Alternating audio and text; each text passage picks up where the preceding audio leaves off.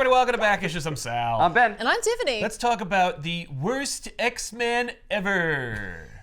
In X-Men, the worst X-Men ever from Max Bemis and Michael Walsh. It's called that. Yeah. Is it Beak? No. I mean, yeah, but like not for this. Instead, it's Is it Skin? Is it Husk? No, it's a new character. Is it Long Neck? It's none of those characters. It's, Ugly John? Is it Antlers? no, that's Spike. Is it Ben? Ben would be the worst X-Men. No. All I would do is hit on Rogue. Yeah, which would be Gambit awesome. would be upset. Rogue would have none of Gambit it. would have so much respect for you. He'd be like, I am annoyed, but also, like, I really appreciate your game.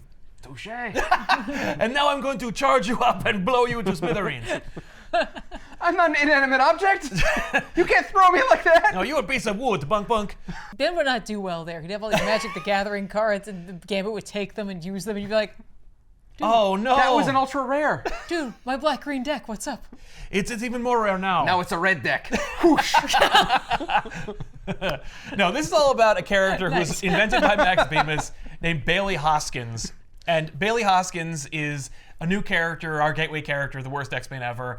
Max Bemis, by the way, who wrote this, was in a band called Say Anything. Wait.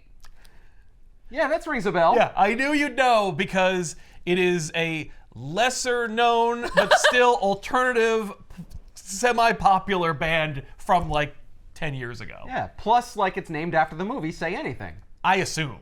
Like Save Ferris is an implication of Ferris Bueller's Day Off. Yeah. I guess. I didn't listen. I listened to like 10 minutes of Say Anything and I'm like, pass! Fair. Bemis also, you know, when they ended that band, he went on. He's still a musician and a writer, and you know, so he has a prolific career. Good for him. But And he wrote this weird X-Men story. Book. He's written a couple other things as well for Marvel, so it's not like it's out of friggin' complete left field. Why are we doing this? I don't know. I thought it'd be kind of fun. All right. That's fair. I assumed it worst X-Man ever. I thought it was Max Bemis. I'm the worst X-Men ever. No. Well, he's not the worst X-Men writer ever. All right. No, I actually really like the story. Oh, That's okay. good. And you're sure it's not Beak? I mean, I believe it's Beak. Cut to the comments filled with Beak Like, love. Beak is a great warrior who deserves your respect. Bailey is in high school. He is a normal teenager. And when I say normal, I mean completely mundane and easy to ignore. He is not exceptional in any way. I mean, he's got red hair. Yeah. I assume he's Irish. I mean, based on his name, I would assume. Yeah. His name is Bailey. But that's it. You know, it's just, he's there. He's also not like a total geek. You know, it's not like he's a total outsider. He's completely middle of the road. Like he's more of a bro type of nerd. Okay. You know, All right. he would rather just like jerk off and play Halo than do anything. And he's also still like super judgmental because he doesn't know any better. Because he's young. He's trying to find an identity for himself. That's true, yeah. So he's hanging out with his friend, and they're looking at girls for Bailey to ask out and going down the list. And when I say down, I mean like, you know, going down the list from his picks to like what he can get. And which I find repugnant, but I understand it's part of like the story, and it's actually important because it's like, it really establishes who Bailey is. He's super judgmental. He's always like, you know, above his pay grade, so to speak, or trying to, you know, peck above his... Yeah, he's you know, hitting above his weight class. Exactly. Thank you. That's what I was looking for. Or he's trying to hit above his weight class. Oh, that's what he's... Yeah, but Yeah. he is a featherweight. He's planning on hitting on these girls, and he has like photos of these girls, and I assume they're looking at some kind of profile.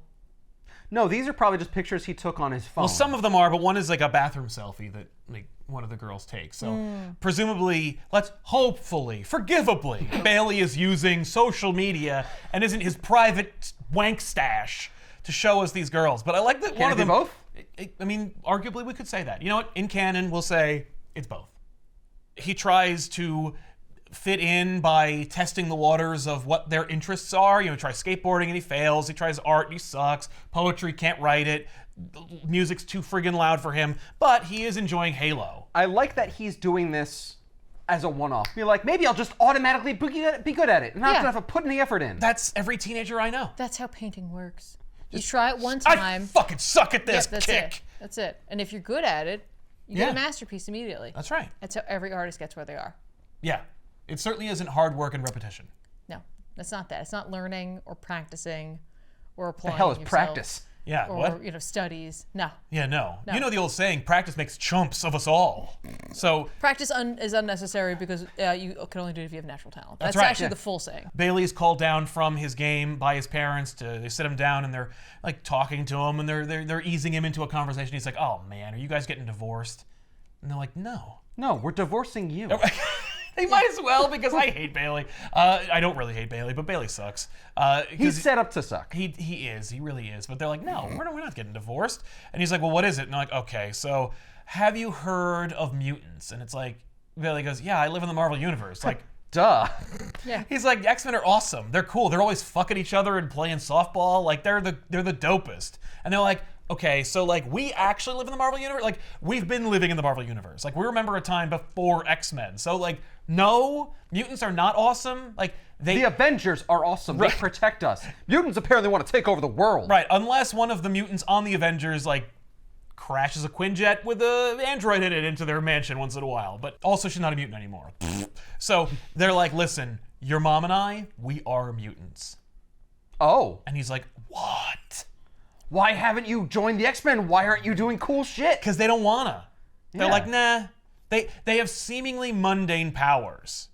He's like, mom's like, I have X-ray vision. Your dad can make coffee. He's barista. Basically, she says that he could fry an egg on his chest. I guess he can get hot. So yeah, he could be barista. He just mixes all the ingredients into a cup and then he's like, Holds it. "Huh," and then it just gets warm.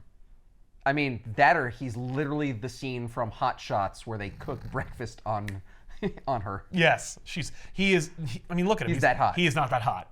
I mean, He looks like me with no hair. So Bailey's like, oh my God, does that mean I'm a mutant? And they're like, probably.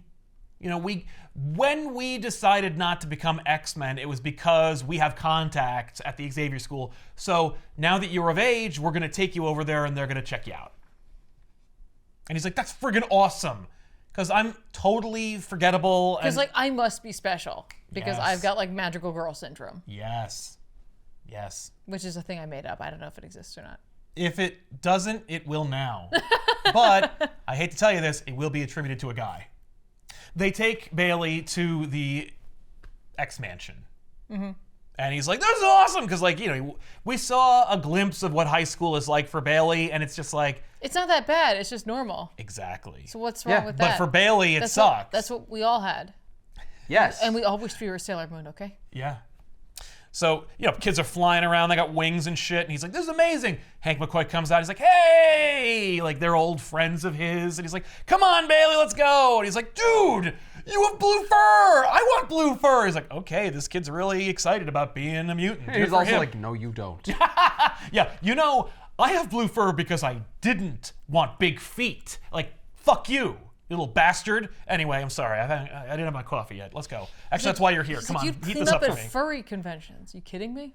I would clean up at those if I went to them, which I definitely do. So anyway, they put It'd be gross. Everyone there would just want to fuck him. Yeah, I know. Yeah, maybe he does that when he's feeling bad. Yeah, he needs like a pick me up. He lives in the X-Mansion. There's like Cyclops and Gambit and Jean and Rogue and Storm and like all these beautiful people, and he's like, I'm gonna go someplace where I'm beautiful.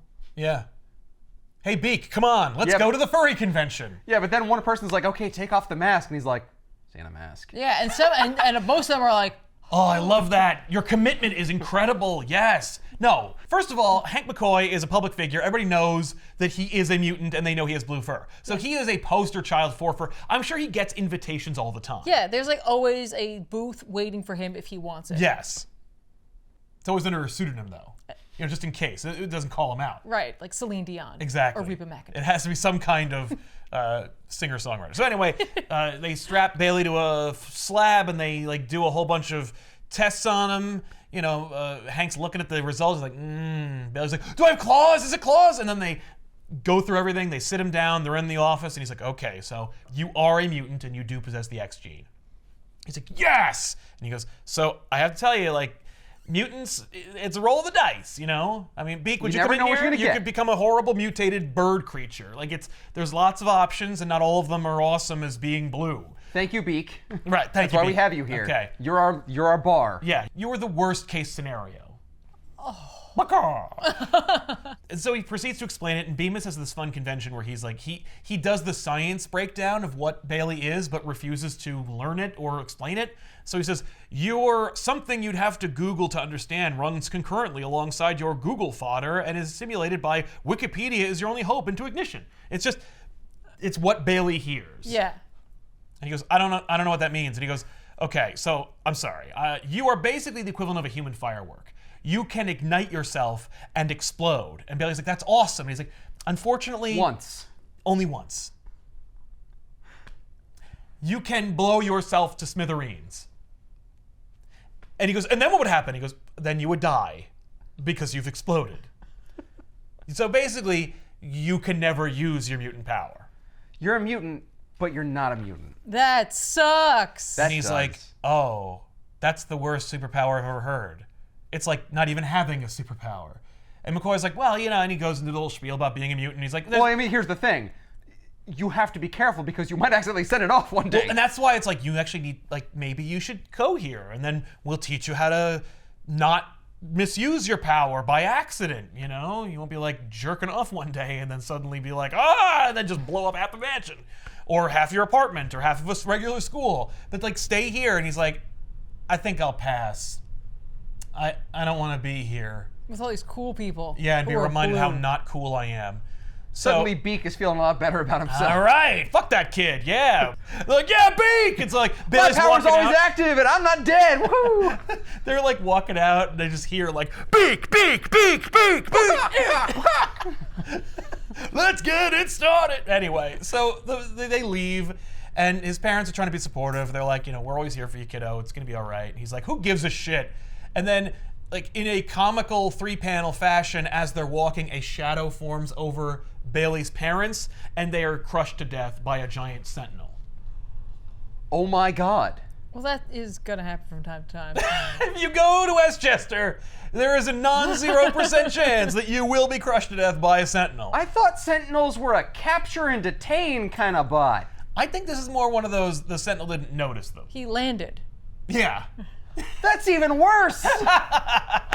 Listen, the Sentinels are complicated. I'm sorry I didn't see you there. Oh, well, at least it was a mutant. Okay. Oh, thank God, wipe. Right, yeah. So the X-Men are deployed and they attack the Sentinel, and Bailey's just kind of like left to watch them all be awesome. Beast comes in and he holds Bailey and basically like shields him from the battle Yeah. until it all kind of like clears out. I mean, this would be a great time to go out with a bang. Yeah. I'm gonna avenge my Fuck parents. this thing! Boom! Wait, so they're fighting the Sentinel. I see it falls over. Does that mean like the bones and remains of his parents are revealed? Like chewing gum? I Yeah. would assume. Forgivably, we do not get that. What we cut to a little bit of time has passed. Bailey is going to the school, or at least he has enrolled in the school. Jubilee is sent because, like, you know, Jubilee, Yeah. like third worst mutant. Just kidding. I like Jubilee a lot, but she used to be a gateway character, you know, like in the 90s. So now she's nothing because this book came out in 2015, and so she's like, "Hey, what's up?" And he's like, "Yeah, that's great. I can't like do anything here. Like I can't train in the danger room. I'll blow up the danger room and then die." So she proceeds to give him like the tour, and they're walking by, and she introduces him to Kitty Pryde and is like, don't hit on him unless you want to get punched by a metal Russian. And you're kind of like, what year is this? Like, because Jubilee's here and she's not on like any team, and Kitty's a student or something. Isn't she like 30? Like, what's happening? And it's like, you know, also you noticed it's like 2016, 2015, and like Beast looks like Beast and not like a horrible cat. Yeah. So it's kind of just like its own thing. I guess it's whatever they want it to be. It's whatever you want it to be. It's an idealized version of like X-Men continuity. Right. So Jubilee introduces him to a couple of other new enrollees. Their nicknames are Rags and Riches. They're a brother and sister combo. They came from Florida. Their powers are Riches can transmute matter into gold. Oh. And rags can deteriorate matter at an exponential rate, like make walls crumble and like destroy matter and stuff. Okay. Oh, that's good. Right. So they're useful. Well, yeah, but you could also like help with the garbage issue. Oh, totally. Well, I mean, you're just gonna make large garbage into smaller garbage, but yes. What could you break it down into like? Assuming you decompose. Yeah. Oh, that's true. So like you could go to a landfill and just be like, this isn't a problem anymore. Gone. Yeah. Look at all this plastic. All right, it's still here, but it's going faster than it was. Well, it's not that she can advance time. She just deteriorates matter. Yeah, that's good. Yeah, that's true. I shouldn't do that. Also, like, riches would throw off the world economy, like, in an instant. Yeah. Well, that's why he's here and not just out. That's, like, part of the reason why he's there. Right. So, Jubilee takes him to meet Forge, because Forge wants to meet Bailey. Who looks like Tony Stark in that one panel. Yeah. So Forge is like, hey, so you don't have any fucking useful powers, but, like, that didn't stop Cypher from being a member of the New Mutants. Forge builds Bailey an exosuit. So it's like, this is a cool-ass exosuit. You can wear that in the field and kick ass and take names. It's bulletproof, and it flies, and it shoots lasers and crap. And it's explosion-proof, so if you blow up, you don't kill everybody. That'd be amazing. It just contains you. It triggered when his powers start to be activated. It's like, and then it fires itself into space. Override! No, not into space, just overhead. So when he explodes, it's like, It's like a firework. Yeah. Forge's like hologram comes Anyway, so Jubilee leans into Bailey because Bailey's like, oh my god, I get to be cool. And he's like, have you thought of a nickname? He's like, I have. His nickname is Exceptional. Oh. And Forge goes, I guess I've heard worse. Because Maggot exists. But like, okay, Exceptional. And then, How about, here's the thing. Don't name yourself. we'll name you. So the Purifiers are attacking the X-Mansion, and they're humans. Okay. So they're getting their asses handed to them. So Bailey's like walking through the battle, like he's like looking for a spot for him to jump in and kick ass. Right. So he finds himself just like constantly fight blocked from being cool. Yeah, people are already paired off. It's like a high school dance. Yeah. You got there late. Yeah, that's right. You put the suit on. You had to put the suit on. So he wanders out of the mansion and he sees one of the Purifiers like making a break for it. So Bailey engages the flight suit, chases after him, stops, and he goes, you're gonna get exceptionalized. And the guy's like, oh my god, please don't kill me. I already gave up. I'm so sorry. And Bailey's like, And the guy's like, oh, there I go, peeing myself. I have an overactive bladder. I have a mutant factor too. I can't shut up. So the Purifier just depurifies the lawn with his own waste matter while Bailey just looks at him dejected. Everyone shows up, they're like, oh my god, Bailey, what did you do to this man? Well, that's not how we fight, Bailey. Exactly. It's not cool. So then we cut to the law offices of She-Hulk, where Jennifer Walters is representing Bailey because of the mental anguish that this Purifier suffered. What? Yeah. You attacked the X-Men. Yeah, but like he had already given up. He'd already surrendered, and then Bailey, he instigated him with his vastly superior X-suit. Yeah, here's the thing. Oh, so they take that away from him? Oh, yeah. Remember the people that like will break into someone's house and then like cut themselves on glass from a window and try and sue the owners? Mm-hmm. Yeah, that's what this Oh, is. that's This right. guy. People are crap. I forgot. Yeah, people are garbage. They have to make a plea deal. What? Bailey is persona non grata at the X-Mansion. And they have to like tighten their bootstraps around here for the next couple of months. Riches could fix this. Yeah, they don't do that. Yeah, Riches could fix this. Yeah. They wouldn't even know. They wouldn't even notice, wouldn't miss a beat, but instead we got to beat down Bailey. So, they make an implication that like they had to cut down Wolverine's beer budget, so Wolverine hates Bailey now. That's not one person you want hating you. That's right. No, and it probably is quite a bit of beer. That's the thing. They probably just needed to do that one thing, and it's suddenly fixed. Again, Oh my god! We can afford everything now! We can afford like 5 danger Yeah, rooms. wow. Actually, that'd be great if they were like, oh man, Bailey, you really helped us out, man. Turns out Wolverine goes through a lot of beer. And Wolverine, like, we gotta talk, man. You have a real problem. So Bailey's having a hard time and he wants to meet Professor Xavier and like talk to him. Because he needs help. Well, just think about it. Yeah. You should just be able to talk to him anytime. I agree. I feel like that's like living in Metropolis. Like, if you want to meet Superman, just say help. I'm always here, Bailey. Don't worry. Hi, you've reached the mental thoughts of Professor Charles Xavier. I wish I could help every single one of our gifted youngsters. Unfortunately, time to time, I have other obligations. I might be in space with the Shi'ar Empire or with the Morlocks. You never could tell. Plus, you're teenagers. 75% of the time, you're always masturbating. So, I don't want to be a part of that. Please leave a message in my subconscious. Boop. The mailbox you have reached is full.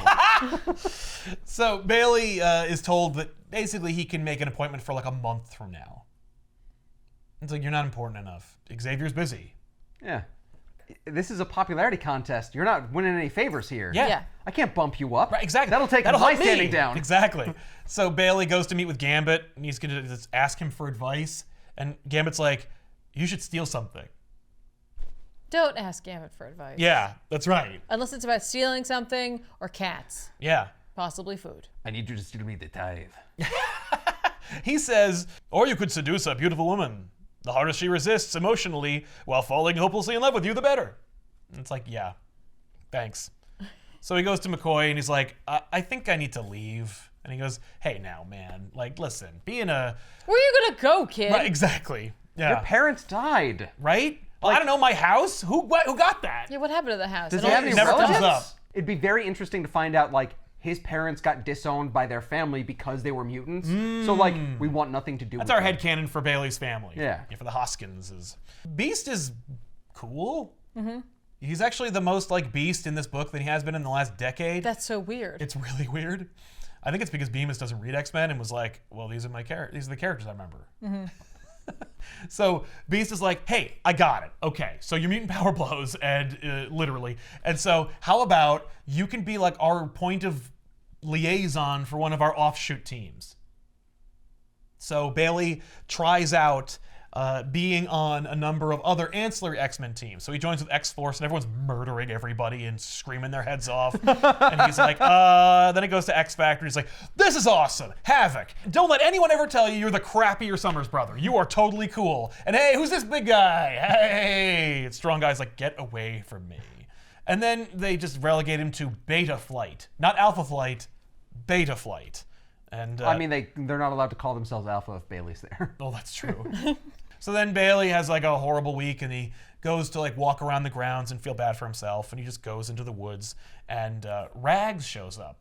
She's like, hey, like, what's going on back here? Like, what are we doing? Like, you know, and then a Sentinel foot kills squishes her too, of course. Oh my god, I figured out what my mutant power is. It's not blowing myself up. Yeah. It's getting people around me killed. So she's like, do you want to have I sit with you? And he's like, no, I don't mind, because of course he has a crush on her because she's a girl at all. They talk, and she's like, why don't you just tell me like what's going on in your mind? Mm-hmm. And so he explains like how essentially he might as well be back at school because he's still unexceptional. Like, yeah. I found out I'm exceptional in the real world, so I'm brought here, and now see the metaphor for what this is and what's all about? I'm laying it out on Front Street. Here you go. And she's like, wow, that's not like a hissy fit. Like, you have legitimate issues. Like, this is a legitimate problem that you should be like seeking help for. Like, that sucks. And also, like, didn't your parents like just die? So like, yeah, you should feel bad. You know what'll make you feel better? Having sex with a girl like me. And he's like, I said like me. It's not going to be me. Yeah, I'll find somebody else. But she's like, come on. And he's like, and she's like, what? You don't like me? And he's like, no, I like it. And she goes, oh, I see. You want somebody a little older. And she morphs into Jubilee. Okay, no, that's creepy. And he's like, she's like, I know. Yeah, boys never get over their babysitter. Oh, or how about this? And she turns into his mom. Oh! Like, every boy's always in love with their mother, right? And he's like, get away from me! No! And she's like, hey, just want to let you know, I was never going to have sex with you. Yeah. And yeah. Mystique is like, but that doesn't mean that I don't have the answers you're looking for. You see, and he's like, whoa, you're Mystique, you're a bad guy, you're a supervillain, you're a member of the Brotherhood of Evil Mutants. There's no way I'm going to help you. You're a terrorist, for God's your sake. costume will fall off with a gust of wind. This is true. I kind of like this version of her costume. It's just kind of fun. With the, like, but it is, strings? Yeah, with the strings. But, like, yeah, when you think about it, it doesn't really work. There has to be, like, a lot of side butt. It's like an implied If there's any wind whatsoever and the flap goes up. Well, then she morphs into somebody with more clothes on. Yeah, this is all her skin anyway. Yeah. She can make it not move. Oh, right?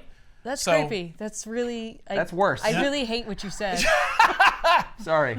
Yeah, now that I think about it. No. So anyway, she tells him basically like, you have the perfect makings for a supervillain origin story. Why don't you help me out? Nobody pays attention to you. You could do us a favor. Yeah, just assassinate Professor X when you go to...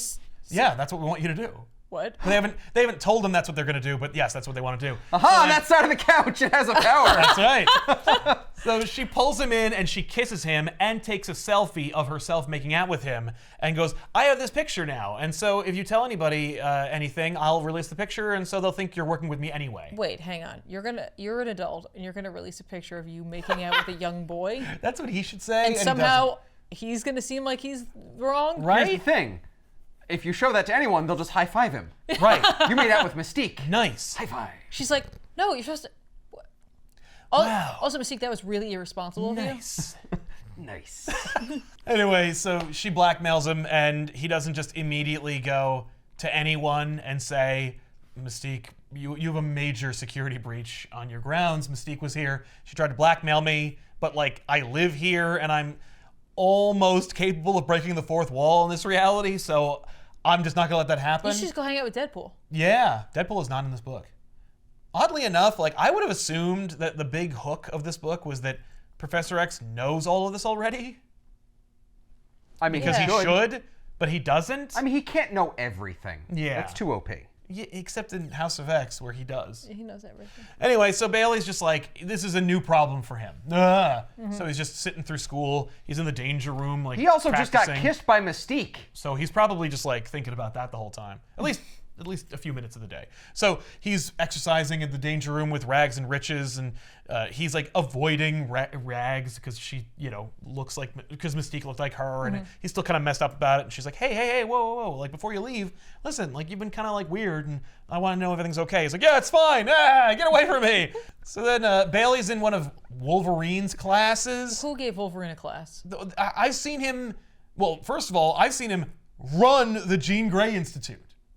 He was terrible at it. Into the ground. Yeah, that's right. But he does have classes. What is it on? Flannel? Yelling? Beer? Maple syrup? Motorcycle maintenance. Morph? Yeah, morph. More or less, it's beratement. Wait, is it on Unrequited Love? Oh, it should be. Yeah, here are your picture frames. By the end of the week, I want every single one of those picture frames with a woman that you love who doesn't love you back so that we can practice stroking the picture. The class is going to troll him and just put pictures of Jean Grey in all the frames. Yeah. No! Well, Wolverine had another berserker rage during class Slaughtered today. the class. He killed the class. Anyway, so Professor Logan's lesson is about like betrayal and being a traitor. Is it about bears? No, what? I don't know. How many times do you see Wolverine dealing with bears up in the That's Canadian? true. Happens. He's in Westchester. He's just being a professor. Anyway, so Yeah, but like he could teach about bears. he's just talking about the theme of the current issue. He should teach a class on working well with others because he's famously very good at Here's having the thing. teammates. He's on like 18 teams. I know. So yeah, he should have, or time management. That really is what it is. That's it. Yeah. Anyway, so Bailey asks a totally related question that not is in any way suspicious, where he's like, well, like, there's like, because Wolverine's like, if you betray your kind, you're a piece of shit, and we'll never trust you, and we'll kill you, and blah, blah, blah. And he's like, aren't like half of the members of the X-Men traitors? Like, wasn't Rogue a big traitor, and Gambit, and, like, didn't Professor X turn into Onslaught and stuff? Like, you guys have like so many traitors, and you're like totally cool with them being back on the team that like you must have like a pretty good forgiveness policy, right? Like if someone, let's say, was like strong-armed into a really uncomfortable situation to betray you, that if you found out about it, maybe you'd forgive them. Maybe you'd forgive them. And he's like, no. This is Wolverine. It's like, no. No, that would never happen. I would kill you. He's like, also, I hate you. Right. Also, I hate you, you piece of shit. So then You get an F today.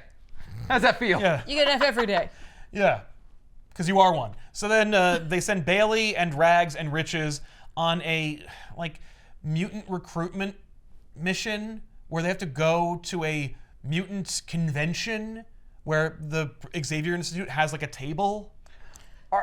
It's like a job fair. Does the Brotherhood of Evil Mutants also have a table there? I don't see one, but there absolutely must be one. I assume that the coordinator has them on the other side of the gym. So why would they need a booth? They're like easily the most famous. They're the only one. Yeah, I agree. Because it's a convention, they have to charge for a table. Yeah. Unless you're at a period where it's like it's a secret. It's just a fancy school. It's 2016. Like there's no way it's not. Yeah. No, they call it the Mutant Youth Outreach Seminar and Mixer. So I'm assuming it's just catered towards mutants. Maybe it's a secret. Maybe Professor X sent the Evite via telepathy, the T-Vite, if you will. In any case, they're bitching and moaning because like Riches is like, I'm too friggin' good looking and powerful to do this. This is bullshit, blah, blah, blah. No one's coming up to us. This is bullshit. So then Bailey sees somebody, this young lady who's a similar age to him, and he goes, what about her? And they're like, what about her? He goes, I'm going to go talk to her. So he goes to talk to her, and he's like, hey. And she's eating something, and he's like, I'm Bailey. She goes, Miranda. And he goes, do you live with anybody? Do you have like a family? Like, what are you doing here? And she's like, nah. What's your story? What's your story? What's your backstory? And he's like, what's your origin? And she's like, I live in a shelter. And he's like, well, I mean, I don't have anybody in my life either. So, the Xavier Institute ain't so bad. Maybe you might want to join up. And she's like... Then she turns into Mystique and be like, that wasn't very convincing at all. Yeah, that sucks. Go kill Xavier. Anyway, what's your thing? What's your mutation? And she goes, oh, I can make things not exist. And he's like, oh, so like you can make it like invisible or quiet? She goes, no. And she uses her powers, and now everyone at the entire convention is gone. And he's like, where are they? She's like, I made them not exist. They never were, and they never will be. Oh my God. And he's like, oh, that's fucked up.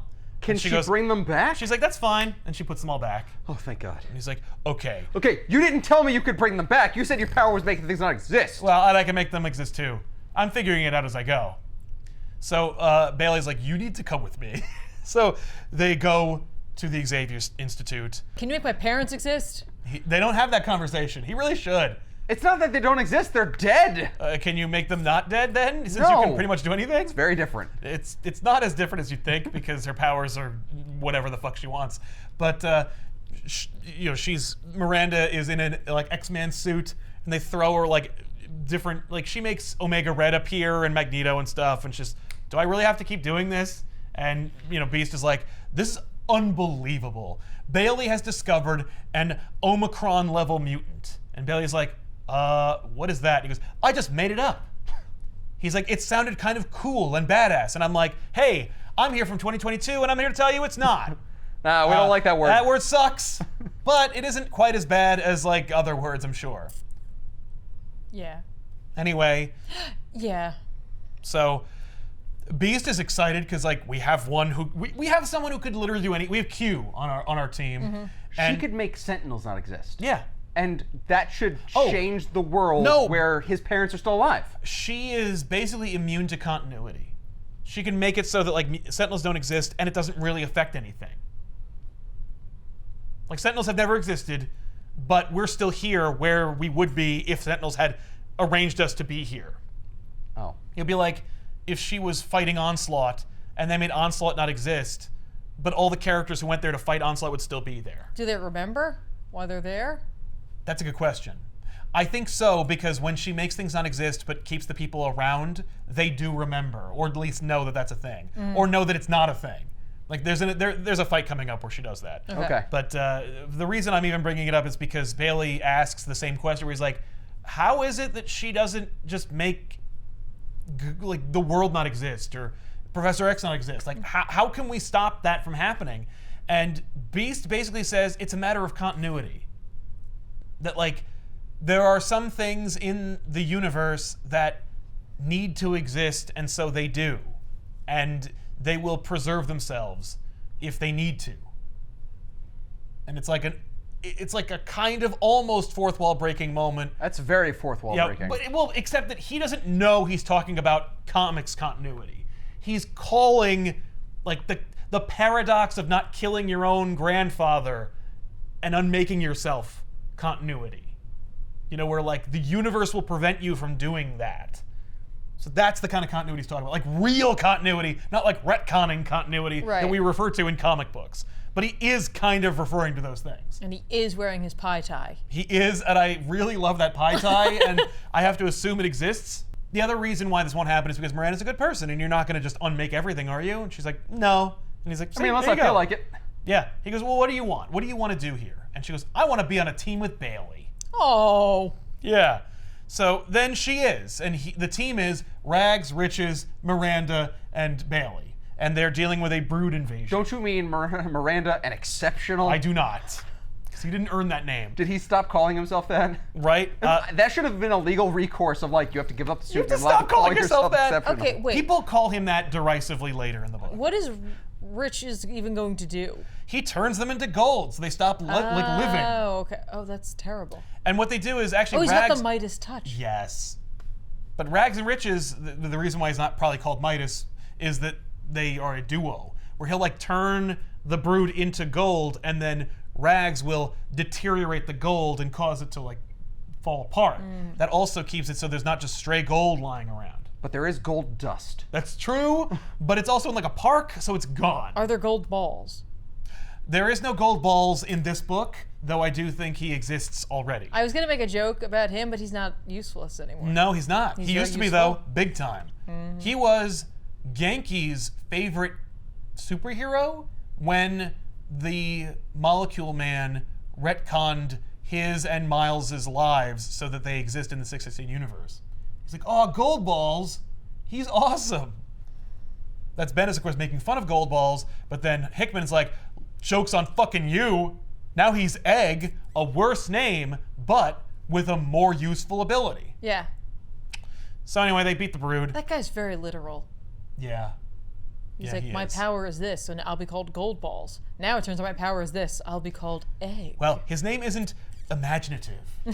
So they beat the brood invasion that they were assigned to deal with. So they all kind of like hang out. Like Rags and Riches did everything.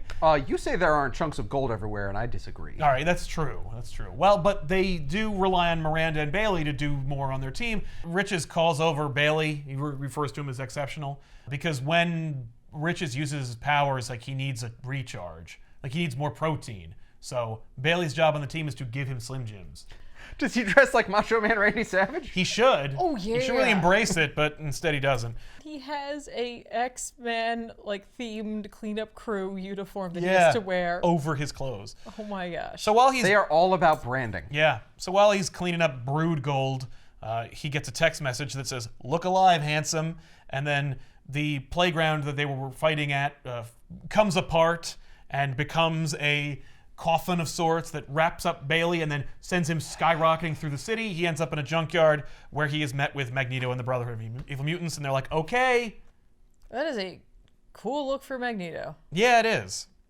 And that's how you're like, okay, so this is in another continuity, because like Magneto never looked like this. I really like it. It's neat. Yeah, he went to the local Army Navy surplus. Well, no, what I like about it is that, he's got a lot of history with like war and like a specific war, and it like really harkens to that. It makes me think about that. I don't know. No, it's true. I kind of dig it. Yeah, well, and it looks like a kind of leader. Yeah. You know, like a general. Yes. But he looks cooler than if he were wearing his giant like purple red suit. I disagree. I think it's on par. I like a lot of Magneto's looks. I was like, does he have an eye patch? No. No. That would really send it over the top. I think so. If he had the eye patch, yeah. So then we showcase the X-Men having a patented baseball game. As one does.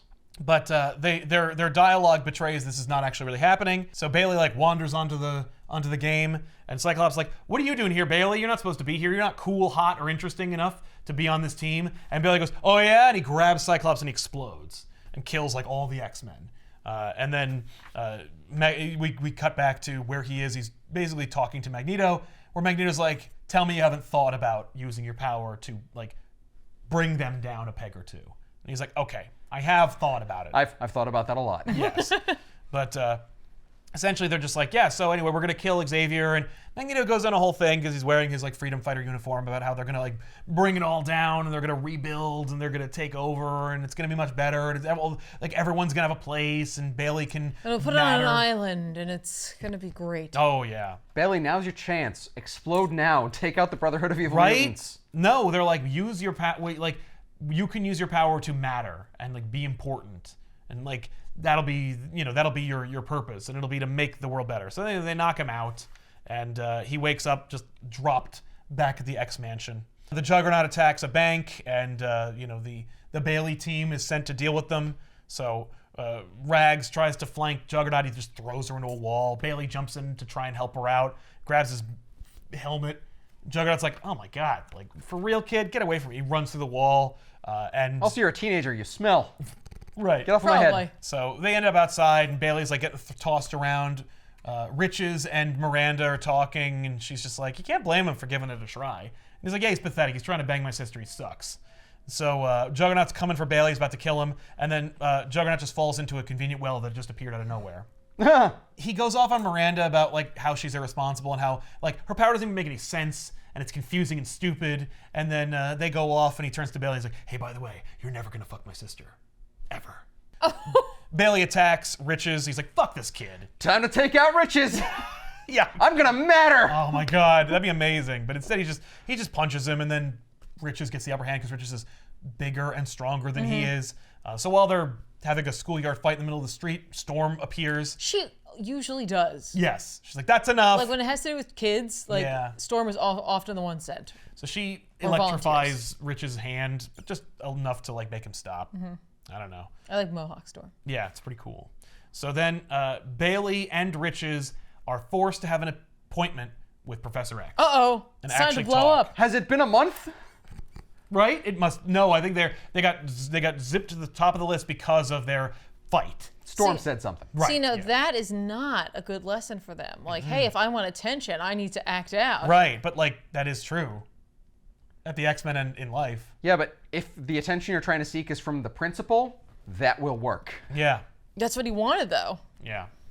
So they go to see the professor. He's in basically the Cerebro of the movies, where it's like a room you have to go in that's big and it's dark. And Professor X is just looking at maps with dots on them, and he just says, "Okay." And Professor X, like, he's not condescending or obnoxious. He explains to them how you're not like enemies. You're mutants. You're brothers. Like we're all part of the same thing, and like we have to work together. We're part of a brotherhood. Right, of good mutants.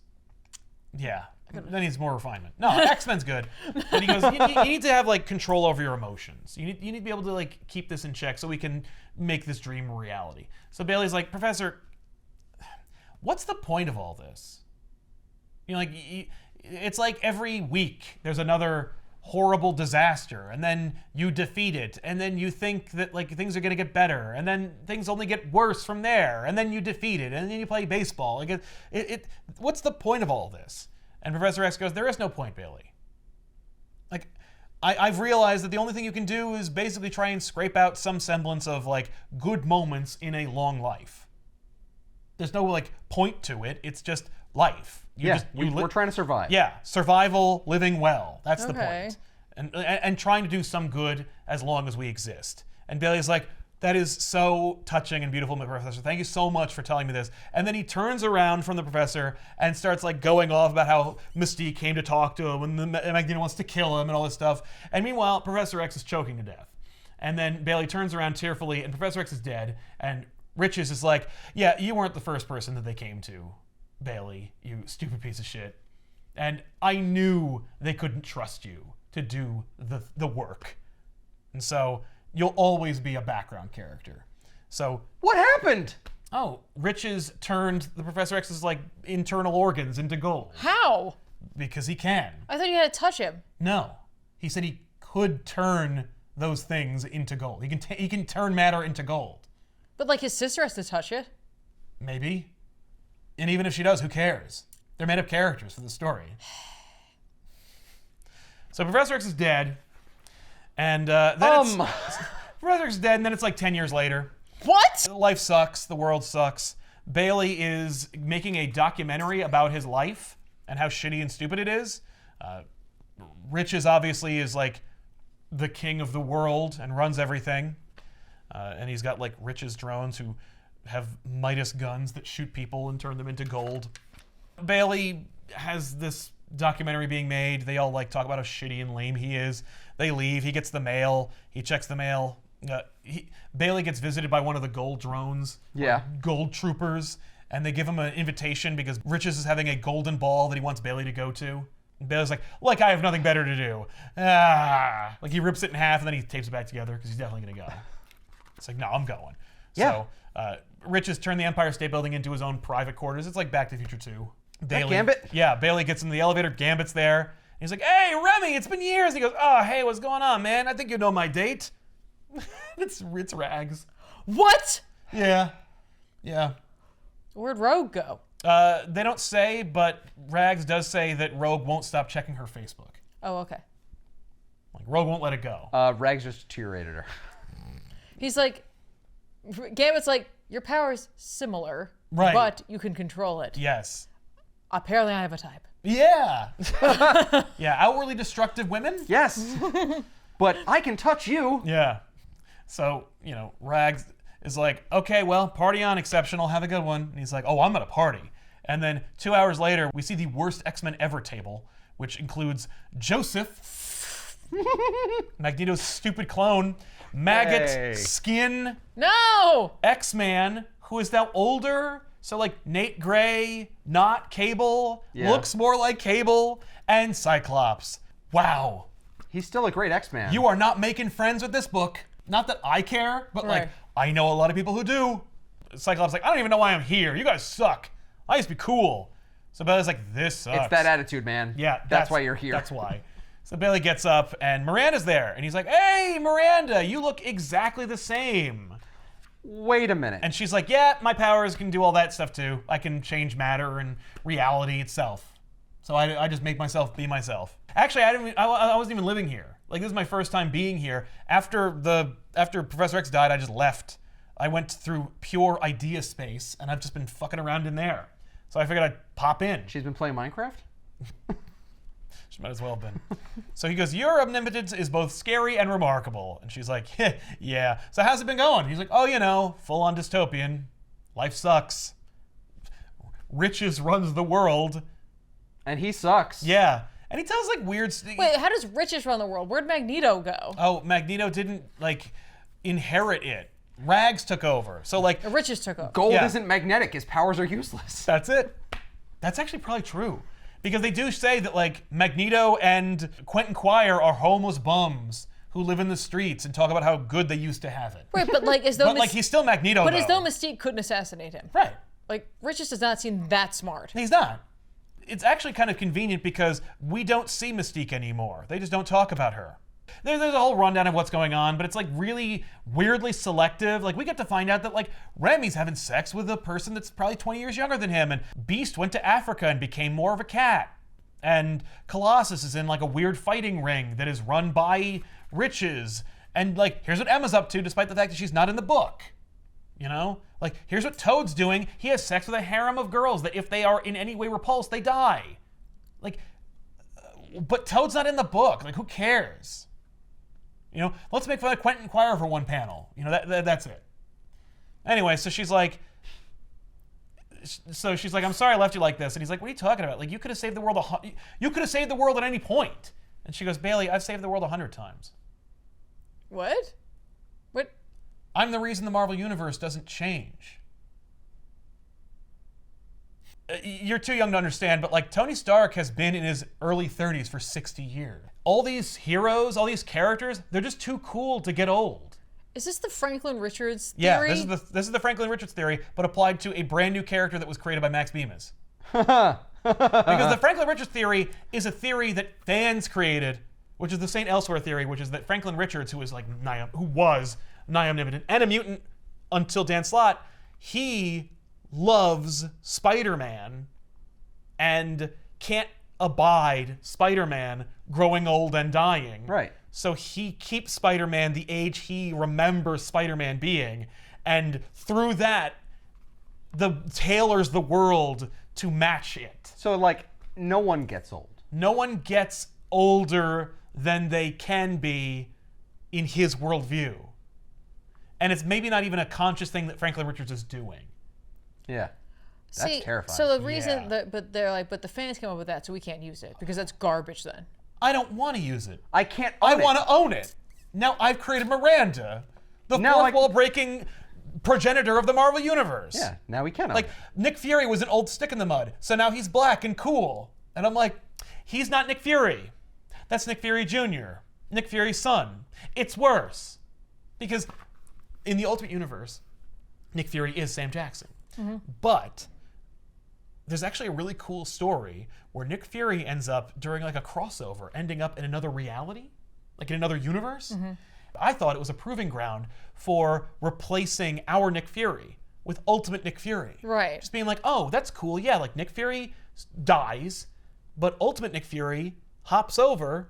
Maybe he's been working with the real Nick Fury the whole time. Yeah, he's his replacement. He's his replacement. He's like, there's like a team of Furies. Right, like I can imagine old school Nick Fury training Ultimate Nick Fury. And they're like trading secrets. And that's why like Nick Fury's ahead of random shit. Because like, your universe is younger than mine. So like when Galactus shows up, you'll know what to do. You know, all that stuff. Yeah. And that would have been way cleaner than just being like, oh no, Nick Fury has like a secret son that looks just like Ultimate Nick Fury. And also he, because nepotism, becomes the leader of S.H.I.E.L.D. Like, what? Do you realize that S.H.I.E.L.D. is like a dictatorship and it's inherited? Oh yeah, no, you can inherit it. But you couldn't before. That was when Maria Hill was in charge. Also, I brought Bucky back to life. Because, like, you know, Bucky's cool. Everybody agrees. He goes, like, how long have you been doing this for? And she goes, a long time. With the X-Men specifically? I've been fucking with the X-Men since the 60s. And so he yells at Miranda and says, like, my life sucks and you didn't do anything about it. This is garbage. What are you waiting for? Like, why haven't you changed everything? If you know this reality blows, then how come you haven't changed it already? If you've been changing it the whole time. And she goes, it's a long story and it's kind of embarrassing, but I can't. I can't do it anymore. You were in a place of pure thought and you can't do this. That's right. I can't do it. That's very convenient. Is your name Convenience? That's her ex name. So he goes, fine, if you won't save the world, then someone has to. And so a little later on, Riches is outside on the balcony. You know, Bailey calls him like an asshole. He's like, you are really the worst. You're the worst X-Man ever. And Riches is just like, you're a pathetic loser and there's nothing you can do and you've always been a background character. And Bailey goes, oh, there's something I can do. And he grabs Riches and he blows him and half of the Empire State Building up. And so even though the top like 6 floors of the Empire State Building blows up where the party was, the party guests are like, what's happening? And they're running around. And while that's happening, Miranda is unmaking that reality. And she's like, there you go, Bailey. I always knew you were special. What? I just want you to kill yourself. I want you to have purpose. Like, you've just been dicking around. It won't matter. He should have killed her. She's the one that's screwing up reality and changing things. He should have killed her. If he killed her and it reset the reality. It's like, now there's no more do-overs. That would have been freaking awesome. Instead, she unmakes reality, and reality itself reforms into the pitch that Max Bemis wrote to Jordan D. White for this concept. It's so meta. It's positively Morrisonian. This might as well be Animal Man. Since her powers are so all over the map and it doesn't really matter, if she could have committed to the like, I can't do it anymore. Right. And he's like, maybe you just need a little like kick. And so like he sacrifices himself, gets to do something meaningful, but then his like the explosion generates causes like a reboot. Yeah. Yeah, no. She just wanted him to feel special. It won't matter. He doesn't remember. He won't remember anything because he's fucking dead, but he'll remember it in the moment that he just experienced. And maybe Bailey will be remade with more useful powers. But he won't. This is a weird book. I don't know if I like this. Yeah. Let me see this. I know, it's interesting because it's like, You know what I like? I like the art. The art's great. And I kind of like the loose, it doesn't matter what continuity it's in, just go for it feel that it has. Of course it doesn't matter what continuity it's in because it all blew up anyway. Yeah. Which is funny because I'm totally fine with Moira. Yeah, well, Hickman did his research and Moira's a character that exists already. Yeah. Like, Moira's reveal is like a holy shit moment, as opposed to Miranda the plot device arrives and she is like, I am the plot device. I'm a human plot device. I'm a mutant plot device, I'm sorry. I kind of dig it. I appreciate what they did, and I think that there's something there. I know that the thing is, I don't know if it's actually inspiring or not. I don't either, because it's like, it's really clear to me that there's like something missing from this because Miranda really seems to have a thing for Bailey and it's just not developed. Like, it's not Why does she have to have a thing for Bailey? Why does it have to be sexual? I mean, like that's what any detractor would say. I meant like a fascination because she wants to be on a team with him, and like it seems to be about him, but then we just completely drop that ball. That's true. Like we're just missing something in between. So get your head out of your garbage cans there, all right? Because I do mean fascination. Like she clearly, if she's like this nigh omnipotent being, like then there's like something about him. She's like, I need to know more. Well, it could be that they had another issue and they were like, "There's no fucking way we're gonna sell more than like 5 issues." In this book. Guess it's just so weird. But she's introduced so late in the book. Too late that in like the book. it doesn't work. I agree. Yeah, for her to be the linchpin or the Deus Ex Man. Oh, that's her name. Should be Deus Ex Man. Don't they already have? Oh wait, that's a video game.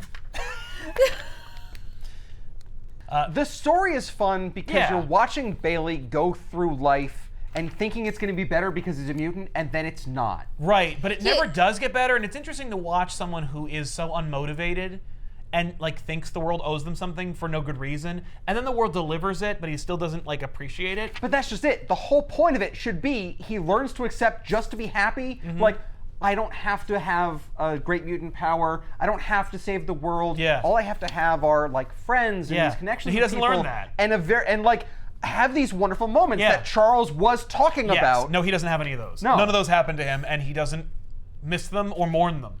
Instead, he's like, he yells at Miranda for not changing reality, and then decides at that moment, because he knows that reality could be changed but hasn't been, and because he's under the apprehension that like it can't be now, he's at least going to change the situation here and assassinate like a despot. I don't know. It does seem honestly like you could interpret these last 2 panels as that, is what I said. Like he's blowing up. Like they needed she needed something big to happen. Yeah. Okay. All right. You could interpret that, but again, I wish there was a little bit more in there, and like because again, like there's like a connection there, but like because she's introduced so late, and because they're trying to make room for like the humor in this book, it's just I don't know. Yeah. No, I agree. Yeah, they spent more time showing you Wolverine yelling than they show any of Miranda's development as a character. There's a lot of like rags in here too, and for no reason. Yeah, well, and I don't know other than if to make a joke about like Gambit like banging her. Yeah, committing statutory rape. I don't know if like there's anything else really there. I mean like, and again, it's a lot of like, it's a lot of superficiality, and to meta read it, you know, a lot of like young adult fiction is unremarkable character the reader can ascribe themselves to loses their parents and goes on an adventure with a bunch of plucky friends, right? Like that's every YA book ever. And it's like what's made fortunes for people. And adults read them as well because they derive meaning from them and maybe have a tether to their previous young adult lives. But there's also like a structure and hopefully some kind of lesson, and maybe within these pages you get to see the mundandities that don't get included, that kind of get glossed over most YA fiction. You know, the kind of stuff like in every Joseph Campbellian story that is super one-dimensional but is also absorbed by the populace, the girl next door or the first love or the high school sweetheart is the one they're supposed to be with by destiny. But in this book, like the first girl that shows him kindness is no one to him.